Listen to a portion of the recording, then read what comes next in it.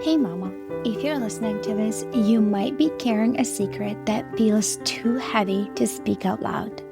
You look like you got it all together, you serve at church, maybe you even lead a Bible study. You smile when you drop off the kids, but no one sees the other side of you, the one that comes out behind closed doors. At home, you are a completely different person. You yell, you explode, you scream at your kids, sometimes in their face. You tell them to shut up. You grab them too harshly. You throw things across the room. You smack them in anger, twist their ears, spank them in rage, and immediately after, you are hit with a tidal wave of shame. You cry alone in your room and you whisper, "God, what is wrong with me?" You feel scared and disgusted by your own reactions. You're terrified that someone might find out. You wonder if your kids would be better off without you. You feel unworthy, broken, and too far gone to be redeemed. You try to fix this on your own. You listen to podcasts, parenting books, download freebies, but nothing changes. You keep falling back into the same patterns, and it feels like you are stuck in a cycle that you can't break. You don't trust yourself anymore, and if you're honest, you are afraid of who you become. But here's the truth, Mama. You are not beyond hope. You're not alone, and with God's help and the right support, you can change. I'm Elizabeth, a mom of 4 and an anger management coach for Christian moms. And inside my Calm Christian Mom coaching program, I guide women just like you through a powerful transformation. This isn't shallow behavior management. We go deep. We address your triggers, your stress, your mindset, your nervous system, and the spiritual root behind your patterns. We invite God into every layer and walk hand in hand towards healing. In just 12 weeks, you can become a completely different mom, unrecognizable. One who leads with patience, not panic.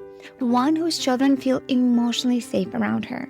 One who cultivates peace. This summer, I'm offering a Calm Mama strategy session, a powerful 15-minute one-on-one coaching session designed to help you uncover the root of your anger and receive spiritual, emotional, and practical support.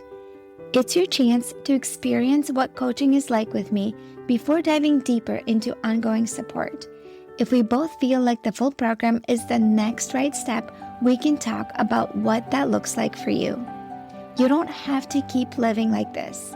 Your family is worth healing, and so are you.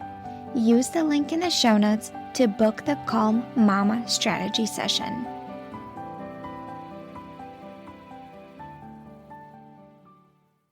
Do you relate with this? Are you dreaming of the day when you truly know you are the best mama for your kids? When you have daily alone time to feel recharged and restored? When you have patience with your kids all day? When you feel relaxed and calm even when things don't go your way? I used to feel overwhelmed and have mom guilt daily. I remember feeling like I should do better. I would dream of the day where I had alone time without my kids constantly climbing all over me and needing me.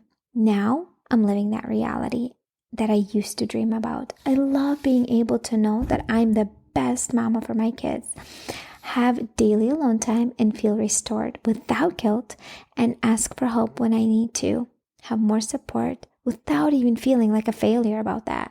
I honestly wouldn't be here unless I did the inner work to shift my mindset and take action on the things that I've learned. Don't let the fear of asking for support hold you back from living the fulfilled and happy motherhood that you deserve. In my one-on-one coaching program, I teach my mamas my step-by-step process on how to let go of what no longer serves you, how to prioritize your needs guilt-free, how to release stress, process stress, and emotionally regulate to set a positive example for your kids. If you're ready to invest in your mental and emotional well-being in motherhood and transform your life from survival mode to thriving, send me a DM with the word coaching. Reach out to me, and the details are in the show notes how to contact me. Hi, friend. I've been thinking about you, and I heard this quote the other day, and that's how I labeled this episode. Just because you're capable does not mean you should. And I want to get in the nitty gritty about this and talking about our own limits and things that we need to do to shift our perspective, to protect our peace, to protect our energy. All right, why do I want to talk to you about this? And why do I think it's so important to recognize our limits? Here's a book that I read years ago, probably 2 years ago, and it's called The Joy of Missing Out. And I'm pretty sure I mentioned it here before. It's by Tanya Dalton, and she talked about how to figure out your priorities and things that are important to you, and for this season in life, kind of like what to focus on. Because, right, we have different seasons in life. Sometimes we have a newborn. Some of you that are listening, your kids are a little bit older, and you just have other things to focus on, right? For me right now, my youngest is 16 months, and like my biggest focus right now is growing my business. Am I capable of volunteering? I could, but that's not my priority right now. In this season, I'm prioritizing growing my business and spending time with my family and connecting with God. Those are my priorities. Just because I can doesn't mean I should, because if I sign up for things that push me past my limits, I get overwhelmed, I get overstimulated, I start feeling frustrated, I start feeling very triggered, and it's showing up in negative ways towards my family. Okay, so I need you to remember this. You get to say no. It's a choice that you get to make. You get to say no to things that are not serving you, that are not supporting you. Okay? Here is a thing that when I was reading that book, Tanya Dalton's, and she talked about like when someone is inviting you to commit to something else, or they're asking you to take something else on your plate or do something. And before you answer them, like say, I need some time to think about it. And when you come home, I need you to reflect a little bit on it. And so close your eyes. And like when you think of that commitment, how does it make you feel? Do you feel excited to volunteer? Or do you feel like, literally, does your body expand and your chest expand because when you think about it, you feel so lit up and excited? Or does it make you feel like dread? And then let's say you are excited about it. You are looking forward to it. Do you actually have the time for it? Where are you going to take the time? Like, what are you going to say no to now on your schedule so then you can have time for that new commitment? Just because you're capable to volunteer at school doesn't mean you should.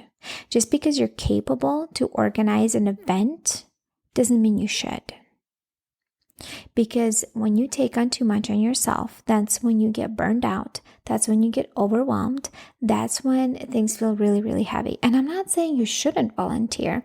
If it truly lights you up, if it truly gives you purpose in life, if you truly feel excited about it, you look forward to it, I think you definitely should. And if you have the time in your schedule and it really like fills your cup, you definitely should. But if you feel dread and extra overwhelm when you think about it, that's your body telling you like, this is just not the right thing. Okay?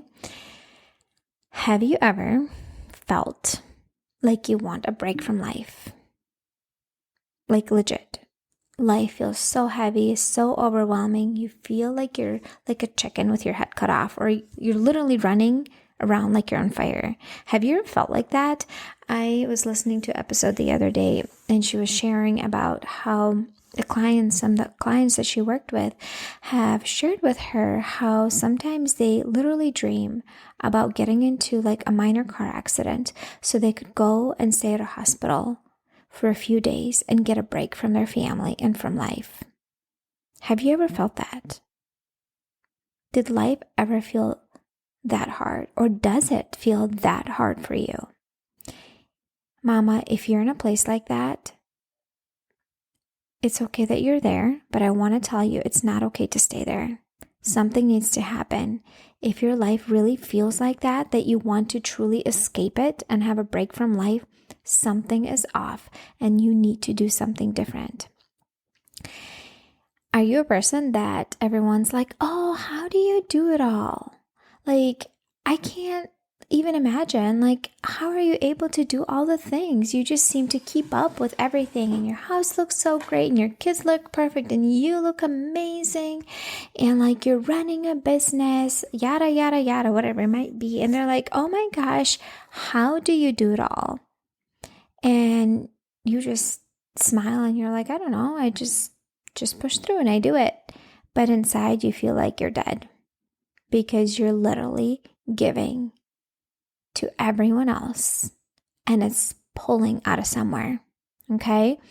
I need you to understand, as you're giving to others and when you're running an empty and you continue to give, it's pulling from somewhere. It's pulling from your emotional well-being, from your mental well-being, or from your physical well-being. And eventually you're going to get to a point where your body is going to completely crash. I was listening to a podcast yesterday and she was talking about how she experienced severe burnout because she was working insane, crazy hours. She had little kids and she would put her kids to bed at night and start working from like 8 p.m. to 5 a.m.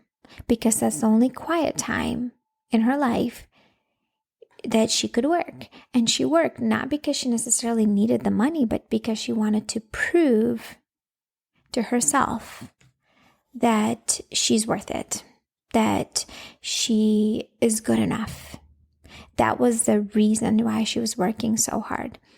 To prove that she has some sort of value in this world. And she was running herself into the ground. She's like, I was a terrible mom. I was a terrible wife to my family. And it got to a point where her body completely crashed and she had to go to the hospital in an ambulance because it got to that severe burnout. Just because she could work all those hours and run on 2 hours of sleep for a little bit doesn't mean that she should have. And she talks about her story and how that was a big wake-up call and how she had to do things differently. And that's what I need you to think about too. Just because you can do it and take on that extra thing doesn't mean you should, doesn't mean that it's serving you, doesn't mean that it's serving your family. It's pulling from somewhere, okay? Value yourself enough to say no. Value yourself enough to actually take a break when you need to. Value yourself enough to set boundaries to protect your energy and to protect your peace. If you're literally running like a chicken with your head cut off, you're not protecting your energy, you're not protecting your peace. And the only way to do that is to say no to things. Will it feel uncomfortable? Yes, it will. But the more you practice it, the easier it gets. I need you to be available for what matters the most to you and say no to other things. What is most important to you? And I did an episode last week or the other week about what will matter 10 years from today. But what is truly important to you? Is it your family? Is it your relationship with God? Is it your physical well-being? Is it your mental well-being? What truly matters from today in 10 years? Value yourself enough to protect that. And when things are thrown at you that are not supporting that and don't align with that, you can say no. And you can say it doesn't align with the goals and the values that I have for this season in my life. And you can say no. Some people will get mad, some people will get upset, and that's their problem. That's not your problem. You might have to deal with some of the discomfort and uncomfortable feelings that come with that of disappointing people if you're a people pleaser. But shifting your perspective, this is your life. You get to live it one time. Why do they get to make decisions for your life? They don't. You get to do that. And again, just because you can take on extra stuff on your plate doesn't mean you should. You need to have white space in your even days. Okay, maybe some days you won't be able to, but weeks for sure. You need to have white space in your weeks to allow the room for life to happen. That when your child is melting down and is having a hard time, you actually have the energy and the time to get down on their level and to help them feel seen, heard, and understood. That when you do have a conflict with your spouse, you have the time to address it and deal with it. That when you do need to take a break and your body physically feels tired, you have that space in your week to go to sleep a little bit earlier or take a nap. And I believe it is really, really important to say no to some things so then you can make space for what matters. Does that mean you might work less and have less money? Yeah, it really does. It really, really does. I could work more and I could earn more, but I choose not to in this season of life because I don't want to push myself past my limits. I don't want to go against what I preach. I don't want to get to burnout. One of my core values is authenticity, and I literally refuse to push myself past my limits. I don't work in the evenings. If I do, it's like once in a while I'll have like a call or something, like a coaching call or a sales call or whatever, but not something that like on a regular basis where I work every evening when my kids go to sleep and I work for hours and I stay up late. I go to sleep at 10:30. When my kids come from school, sometimes I'll work on my phone a little bit, respond messages to Instagram or anything, but it's not something I do on a regular basis. I work part-time. I choose to do that. Why? Because I prioritize my health, my mental, emotional well-being. I choose to create space in my day and my week for life to happen, for me to feel restored and recharged, so then I can show up as the mom that I really want to be for my family. So then I can show up as a wife that I want to be, that serves my husband in the long run and serves our marriage and relationship. Because if you're running on fumes, you're always overwhelmed, always stressed out, always frustrated because you took on too much on yourself because you thought you should say yes, I need you to recognize it will not show up well in the long run towards your family, towards your spouse, towards yourself. It's pulling from somewhere, and it's pulling from your emotional, mental, physical well-being, and it's negatively seeping into the rest of the family. Just because you can doesn't mean you should. Just because you're capable of taking more and saying yes to it does not mean that you should and that it's serving your family. Hey mama, do you find yourself snapping over the smallest things, like spilled milk or constant whining, then feeling horrible afterwards? If you're tired of losing your temper and you want to show up with more patience, I have something for you. It's a free training called How to Be More Patient with Your Kids so you're not screaming over spilled milk. Inside, I'll walk you through 10 simple things you can start doing today to become a calmer, more Christ-like mom, even on the hard days. To get it for free, just leave a rating and review on Apple Podcasts and send a screenshot to hello@emotionallyhealthylegacy.com. Or if you'd rather skip the wait, you can grab it right now for just $27. The link is in the show notes. Let's help you become the peaceful, patient mom your kids need.